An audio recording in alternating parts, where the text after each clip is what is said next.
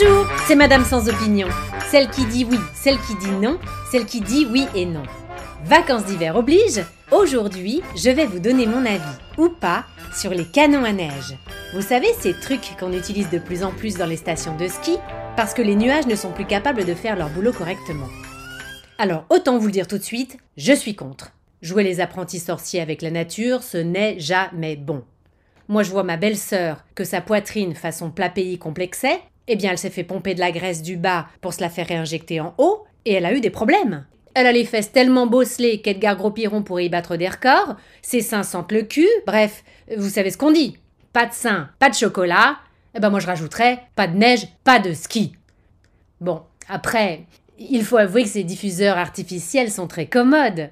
Et puis c'est comme les boules à neige de mon enfance, il y a un côté magique. Hop, on secoue, enfin on appuie sur un bouton, et on a de la neige. Avouez que c'est génial. En plus, moi, en fonction de la météo, j'ai les doigts qui changent de couleur. Un coup rouge, un coup bleu, un coup blanc, un peu comme les baromètres en pierre en forme de chamois ou de marmotte que j'achetais en colonie de vacances quand j'étais petite. Alors vous pensez, ça me rend nostalgique, forcément. Mais ce que je ne supporte pas, c'est la texture de cette neige en spray. Pour peu qu'on passe à côté d'un canon, on s'en prend plein la figure, on a l'impression de faire un peeling forcé, c'est très désagréable.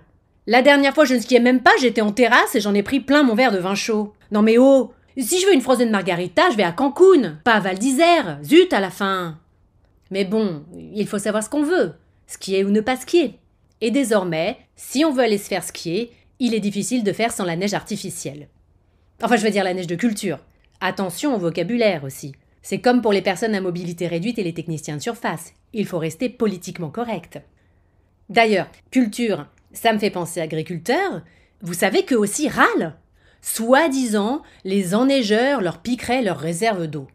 Non, parce qu'il semblerait qu'en plus d'exploser la consommation d'énergie, cette nouvelle marotte des stations ferait fondre les stocks d'eau régionaux. Les canons à neige français consomment apparemment 28 millions de mètres cubes d'eau par an. J'ai fait le calcul, c'est l'équivalent de 7 millions de piscines olympiques. Ça en fait des longueurs. Laure Manodou et Alain Bernard peuvent aller se rhabiller, c'est le cas de le dire, et troquer leur maillot de bain contre des anoraks. Mais bon, moi je m'en fous, je n'aime pas la natation. Et puis j'ai arrêté l'aquagym. Trop compliqué de croiser nos agendas avec Colette. Et puis qu'est-ce que ça fait, un agriculteur des montagnes de toute façon? Ça produit un peu de Beaufort, un peu de jambon, ça élève 2-3 dahus, des vaches violettes. Autrement dit, leur activité est réduite à peau de chagrin. Ils ne mettent même plus le chocolat dans le papier, ça fait des années que ce sont les marmottes qui le font.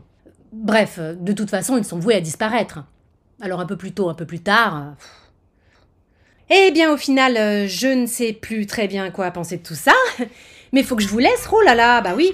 Je dois aller prendre un verre de vin chaud avec un ancien agriculteur en reconversion à qui je file un coup de main pour monter son business de pull en poil de marmotte bio. Bisous!